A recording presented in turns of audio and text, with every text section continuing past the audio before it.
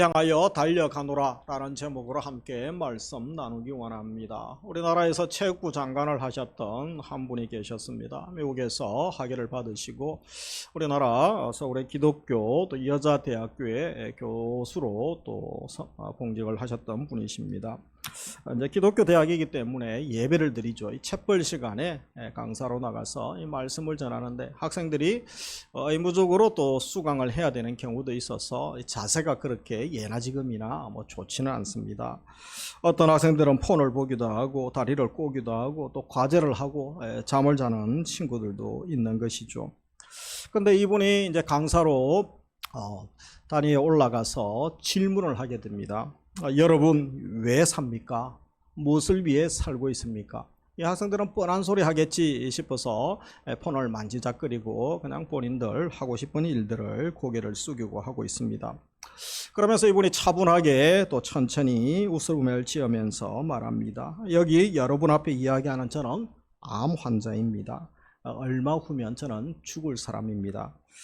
그렇게 대강당에 앉아있는 학생들이 그 말을 듣고 긴장을 하게 되고 잠시 침묵만 흐르게 됩니다. 웃으며 태연하게 자신의 죽음을 이야기하는 모습이 학생들에게는 큰 충격이었던 것 같습니다.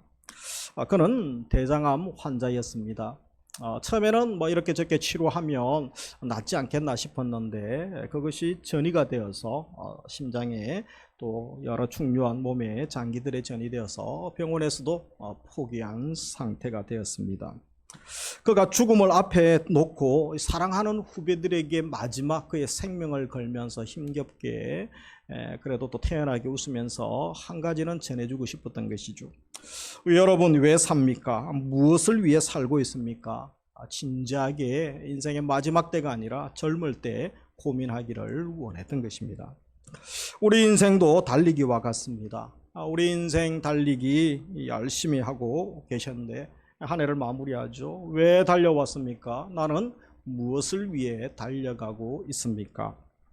어떻게 하면 신앙의 경주를 잘하고 내 인생 경주 잘했다라는 평가를 받을 수 있겠습니까? 오늘 우리가 바울을 통하여 그의 인생 마무리와 또 평가 또 고백을 통하여 우리의 삶도 돌아보고 기도 제목으로 삼기를 원합니다. 우리 에베소서 2장 8절 같이 한번 읽겠습니다. 너희는 그 은혜에 의하여 믿음으로 말미암아 구원을 받았으니 이것은 너희에게서 난 것이 아니요 하나님의 선물이라. 그래서 우리에게 이 구원의 큰 은혜를 주셨죠. 우리가 어떤 존재라고 이야기합니까? 하나님의 선물로 은혜로 구원을 받았는데 이 엄청난 은혜 결코 자랑할 것은 아니라고 말씀하죠. 선물로 일방적인 사랑으로 주셨던 것이죠. 그래서 오직 우리가 자랑할 것 있다면 한 가지죠. 나 같은 자에게 이 놀라운 구원을 선물로 주신 것, 이것 우리가 자랑할 수 있는 것입니다. 그러면서 왜 이렇게 엄청난 선물을 주셨는가? 우리가 성탄절을 지키면서 우리를 살리기 위하여 십자가의 피투성이가 되기 위하여 인간의 몸을 입으러 오신 성육신 사건, 이것이 바로 성탄절 아닙니까? 왜 이 엄청난 구원을 나에게 주셨을까요? 우리 10절 같이 읽습니다. 우리는 그가 만드신 바라 그리스도 예수 안에서 선한 일을 위하여 지으심을 받은 자니 이 일은 하나님이 전에 예비하사 우리로 그 가운데서 행하게 하려 하심이니라. 그래서 우리가 그가 만드신 바다, 그러면서 예수 그리스도 안에서 선한 일을 위하여 지음을 받았다. 우리가 구원받고 지음받은 분명한 일을 이 말씀을 하고 있죠. 구원받은 확신이 있다고 하면서도 여전히 새롭게 변화된 사람으로 살고 있지 않다면, 또 목적의식도 없이 내가 살고 있다면 과연 내가 구원받은 자인가? 예수님이 생명, 핏값을 지불하면서 예수님의 생명값을 지불하면서 내가 살아난 그런 엄청난 존재인데 그것을 모른다면 주님이 너무 안타까워하시는 것이죠. 그래서 참 성도가 누굽니까? 그냥 그리스도인 되었다는 것만으로 감사하고 즐거워 사는 수준이 아니라는 것이죠. 그리스도인으로서 장성한 분량에 이르고 또 주님이 원하시는 그 삶, 인생의 분명한 목적을 알고 달려갈 수 있다면 주님이 기뻐하시는 신앙인이라고 할 수 있는 것입니다. 그래서 오늘 나누기 원하는 것은 이미 구원받았다고 하는 내가 어떤 존재인가를 다루고, 그리고 그리스도인 된 나의 삶의 목표, 이 궁극적 목적이 무엇인가, 그러면서 그 목적을 알고 이제 내가 어떻게 살아가야 되는가에 대한 말씀을 나누기 원합니다. 먼저 우리가 오늘 말씀 앞에 또 주님 앞에 연말을 맞이하면서 진지하게 우리 삶을 한번 돌아봐야 되는 것입니다. 우리 12절 같이 읽습니다. 내가 이미 얻었다함도 아니요 온전히 이루었다함도 아니라 오직 내가 그리스도 또 예수께 잡힌 바 된 그것을 잡으려고 달려가노라. 이 바울이 지금 어정쩡한 이야기를 하고 있죠. 얻은 것도 아니고 온전히 이룬 것도 아니다. 그래서 여전히 구원의 확신이 없는 게 아닙니다. 예수님께서 그를 생명에서 구원해 주신 확신이 없는 것이 아니죠. 확신이 분명히 있죠. 은혜로 구원받은 것은 분명하지만 내가 아직 온전함에 이르지 못했습니다. 그 고백을 하고 있는 것입니다.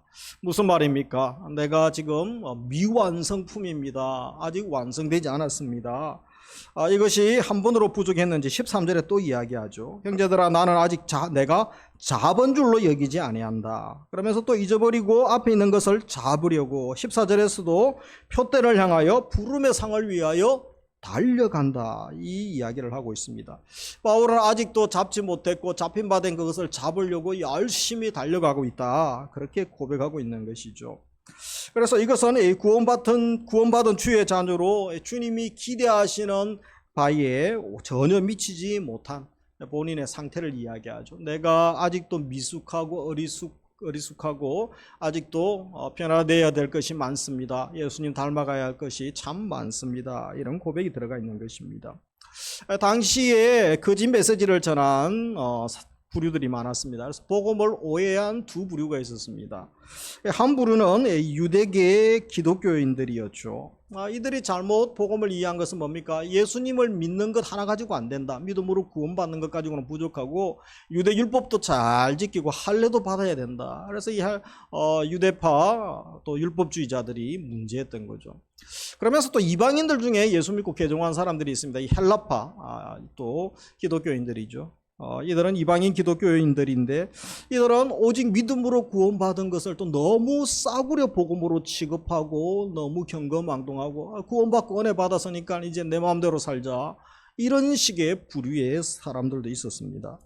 그래서 바울이 이 두 부류의 사람들에 대하여 뭐라고 합니까? 이 복음의 사람, 예수의 생명으로 살아난 사람들의 삶은 그런 수준의 삶이 아니라고 말하죠.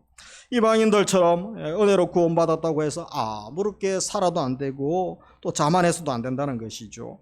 그리고 유대인들처럼 예수님의 십자가 복음 외에 또 다른 뭔가를 덧붙여서 할례를 강조하고 또 율법을 강조하고 율법에 얽어매어서 사람들을 피곤하게 하는 것도 온전한 복음의 삶이 아님을 강조하는 것입니다. 그래서 오늘 연말을 맞이하면서 또 우리 상탄절을 맞이하면서 우리가 한번 말씀을 나누기 원합니다. 분명한 신앙의 표대를 향하여 나는 달려가고 있는가, 그리고 달려가는 우리의 삶의 자세는 어떠해야 하는지 세 가지를 통하여 함께 기도 제목으로 삼기 원합니다. 먼저 뒤에 있는 것은 잊어버려야 되는 것이죠. 와타나베 춘이치라는 분이 있습니다. 이분이 의사면서 또 강사이기도 한데요. 나는 둔감하게 살기로 했다라는 책을 지었죠. 그래서 아무리 의사다 보니까 아무래도 이제 환자들의 내면 또 상처 이런 부분에 대한 고민들을 많이 한 분 아닙니까? 이런 말을 했습니다. 사람들은 과거에 있었던 일을 잊어버리지 못한다. 그래서 잊어버리지 못하고 거기에 너무 민감함으로 자기 인생을 끊임없이 불행하게 만듭니다. 그 말을 했습니다. 그래서 과거에 묶여서 자기 인생이 얼마든지 바뀌어줄 수 있는데 불행하게 사는 환자들을 너무 많이 본 것이죠. 과거의 모든 일은 잊어버려야 되죠. 잘된 일도 잊어버리고 못된 일도 잊어버려야 됩니다. 그래서 바울은 어떤 고백을 하고 있습니까? 바울은 먼저 표대를 향하여 지금 달려가기 위하여 뒤에 있는 것을 내가 잊어버린다, 그 이야기를 하죠. 그래서 13절에 보시면 형제들아 나는 아직 내가 잡은 줄로 여기지 아니하고 오직 한 일 즉 뒤에 있는 것은 잊어버리고, 그렇게 말하죠. 그래서 뒤에 있는 것은 내가 잊어버린다. 이것은 무슨 의미겠습니까? 이것은 주변을 돌아보지 않고 그냥 내 길만 가겠다, 그런 말이 아닙니다. 그리고 내가 하나님의 은혜도 다 잊어버리고 내 마음대로 살겠습니다, 그런 뜻도 아니겠지요. 무슨 말일까요? 이것은 나의 과거 사이에 집착하지 않겠다는 뜻인 것이죠. 그래서 이 표대를 향한 삶, 주님께서 부르신 부름의 상에 집중하기 위하여 다른 것에는 마음 빼앗기지 않겠다는 거죠. 특별히 내 개인적인 과거사에 내 마음을 빼앗기고 싶지 않습니다 라는 고백이죠. 그러면서 예수님만 존귀하게 여기고 예수님 따라가고 예수님 닮아가는 데 있어서 방해가 되는 것이 있다면 그것이 과거에 내가 잘했던 일이든 잘못하고 범죄했던 것이든 내가 또 매이지 않겠습니다. 잊어버리겠다라는 것입니다. 뒤에 있는 것은 잊어버리고 이 바울의 고백이 또 한 해를 마무리하면서 우리의 고백이 되기를 원합니다. 더 믿음의 전진 발전을 위하여 우리가 과거에 발목 잡혀서는 안 된다는 것이죠. 우리가 올림픽 선수들 보십시오. 경주하는 분들, 선수들이 목표를 향하여 100m, 1000m 달리기 하고 수영을 하지 않습니까? 그런데 뒤를 돌아보면 방향이 틀어지게 됩니다. 실격하게 되죠. 그리고 속도가 떨어지게 됩니다. 뒷사람한테 처지게 되는 것이죠. 롯의 아내가 뒤돌아보다가 소금 기둥이 되었습니다. 예수님도 쟁기를 잡고 뒤돌아보는 자는 내 나라에, 하나님 나라에 합당하지 않다라는 말씀을 하셨습니다. 그래서 우리도 부족했던 나의 과거에 매일 필요가 없습니다. 나의 잘못들, 실수, 또 부족한 것들, 염려거리들 다 잊어버리시고 우리가 기억해야 될 것은 오직 하나님의 은혜만 기억해야 되는 줄 믿으시기 바랍니다. 그러면서 잘했던 나의 과거에도 너무 집착하지 마시기 바랍니다. 과거에 잘했던 일들, 화려했던 경력들, 그것 때문에 현재 미래가 불행해지는 사람이 있습니다. 교만해지고 그때만 생각하고 사는 사람들도 있죠. 그것에 너무 집착할 필요가 없는 것입니다. 오직 하나님의 은혜 주셔서 과거에 그렇게 된 것이죠. 주님의 은혜 또 주님의 사랑이었습니다 라고 고백할 수 있기 원합니다. 나를 잡아주신 예수님께 온전히 잡혀서 오늘을 살아가는 삶, 우리 주님께서 기뻐하시는 삶인 줄 믿습니다. 우리는 과거의 매일 자들이 아니죠. 미래를 바라보며 또 오늘을 열심히 전진하며 살아야 될 자들입니다. 주님은 우리가 옛 감정에 매달리기를 원하지 않으시죠. 그래서 지금 우리의 인격 삶이 오직 예수님 닮아가고 예수님을 바라보면서 믿음으로 나아가는 삶, 기뻐하시는 삶인 것입니다. 지난날의 일들은 잊어버리시고 이제 오직 주님의 은혜만을 기억하며 앞을 향하여 나아갈 수 있기를 원합니다. 그러면서 두 번째, 아직 미완성의 존재임을 고백해야 되는 것이죠. 우리 12절에 보면 오직 내가 예수 그리스도께 잡힌 바 된 그것을 잡으려고 달려가노라 라고 말하고 있습니다. 바울은 내가 예수님 잡아온 것이 아니라고 하죠. 예수님이 나를 잡았다, 내가 예수님께 붙잡혔다, 이 고백을 하고 있습니다. 잡힌 바 된 그것을 잡으려고 달려간다. 이것은 예수 그리스도의 온전함 또 성숙함으로 전진하고 있는 모습을 이야기하죠. 아직은 내가 온전함에 성숙함에 이르지 못했다는 고백이기도 합니다. 그래서 나는 성화 중에 있습니다. 내가 준비 중에 있고 지금 변화되고 다듬어지는 중에 있습니다. 이 고백이 들어가 있는 것이죠. 그래서 현실은 아직은 좀 부족해 보이고 아직은 어리고 미성숙한 상태 가운데 있는 것이죠. 우리의 고백은 어떻습니까? 내가 많이 이루었습니다. 내가 괜찮은 사람입니다. 어깨 힘주고 우쭐하고 있지는 않습니까? 우리도 아직 미완성된 존재임을 고백하고 주님의 온전한 구원을 사모하며 더 예수님 닮기를 몸부림하는 은혜를 주시기를 주님의 이름으로 축복합니다. 그리고 세 번째, 신앙의 표대를 분명히 알아야 됩니다. 인생의 표대, 신앙의 표대를 분명히 알아야 되는 것이죠. 이 표대라는 말은 원어적인 의미로 이제 원거리에 눈에 보이는 원거리에 있는 어떤 표적, 시야 속에 있는 내 눈에 보이는 목적, 그것을 이제 표대라고 하죠. 바울이 목표로 삼고 있었던 인생의 목표, 신앙의 목적이 무엇이었습니까? 여기서 12절에 보면 오직 내가 예수 그리스도께 잡힌 바 된 그것이죠. 그것을 잡으려고 표현하고 있죠. 그러면서 앞절에 보면 어떻게 했어든 죽은 자 가운데서 부활에 이르려 하노니 라는 말을 하고 있습니다. 부활하신 영광스럽고 또 온전하신 예수 그리스도를 소망하고 기대하고 또 그분을 닮아가려고 하는 그것 붙들고 살아가는 거죠. 에베소서 4장 13절에서는 다른 말로 무엇이라고 합니까? 온전한 사람을 이루어 그리스도의 장성한 분량이 충만한 데까지 이르리니, 이것이 그의 분명한 표대고 그의 인생의 사역의 또 목적이었던 거죠. 그래서 본문의 14절에서도 다르게 표현하고 있죠. 같이 읽습니다. 14절. 표대를 향하여 그리스도 예수 안에서 하나님이 위에서 부르신 부름의 상을 위하여 달려가노라. 그래서 표대를 향하여 또 부르신 상을 위하여 그렇게 말하고 있죠. 표대를 똑바로 쳐다보는 것이죠. 경주자가 경주할 때 그죠? 100m 골인 지점, 1000m 골인 지점, 또 궁수가 또 양궁 선수가 화살을 쏠 때도 그죠? 타깃을 정확히 보고 쏘죠. 눈 감고 뭐 딴짓하다가 딴 생각하다가 쏘았다가는 달렸다가는 실격하거나 또 큰일 나게 되는 것이죠. 그래서 우리가 표대를 향하여 그런 것입니다. 다른데 신경 쓰지 않고 오직 하나님의 목적, 그리스도께서 주신 그 표적을 정확하게 바라보고 달려가는 것이죠. 그러면서 위에서 부르신 부름의 상, 이것은 로마 시대의 경주를 또 하는 모습에서 이제 이 모습 단어가 나오죠. 위에서 부르신 부름의 상이 뭡니까? 로마 시대에 경주했을 때 승리하는 자는 어떻습니까? 상을 내리게 되죠. 그래서 심판관이 이제 올라오세요, 시상하러 올라오세요, 단위로 계단을 밟고 위로 올라가는 모습, 이 이미지를 표현하고 있는 것이라고 할 수 있습니다. 우리에게도 그때가 있죠. 마지막 때 주님이 나타나셔서 한 사람 한 사람을 사랑하시고 격려하시고 또 칭찬해 주실 때가 있는 것입니다. 이것을 바라보고 바울이 열심히 달려가고 있다라는 고백을 하고 있는 것입니다. 믿음의 달리기는 목표가 분명해야 됩니다. 초점이 있는 삶이라는 책이 있습니다. 로버트 클린턴이 적은 책인데요. 지난 과거에 성공했던 영적 지도자들을 8명을 분석해 보죠. 그래서 이들의 공통점이 한 가지가 있습니다. 그 중에 공통점이 한 가지 뭐냐면 그들의 삶의 사역에 있어서 집중력이 있었다는 거죠. 초점이 있었다는 것을 발견하게 됩니다.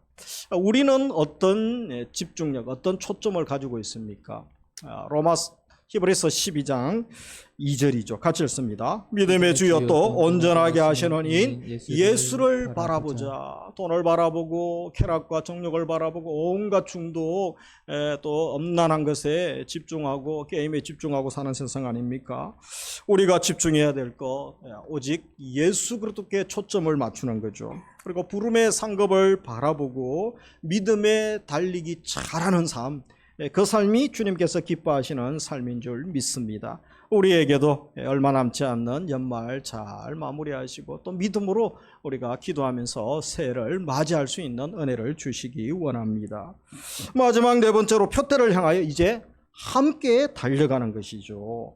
그래서 바울이 달려가겠다, 달려왔다라고 말하지 않고 달려가노라, 디오코라는 단어를 사용하죠. 이 현재형 동사도 지금 계속 내가 달려가고 있습니다. 달려가는 중에 있습니다. 라는 고백이죠. 12절에 그것을 잡으려고 달려가노라. 14절에 부름의 상을 위하여 내가 달려가고 있습니다. 그렇게 말하죠.